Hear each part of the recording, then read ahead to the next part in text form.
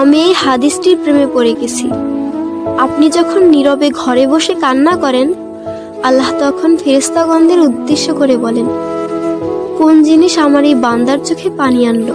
ফেরেশতাগণ বলেন, আপনার বান্দা সুখে নেই, আপনার বান্দা অনেকদিন হাসেনি। এই বলে ফেরেশতাগণ কান্না করতে থাকেন এবং আল্লাহকে বলেন, হে আমার রব, আপনি জানেন আপনার এই বান্দার হৃদয়ে কি রয়েছে, অতএব আপনি তার জন্য সবকিছু সহজ করে দিন।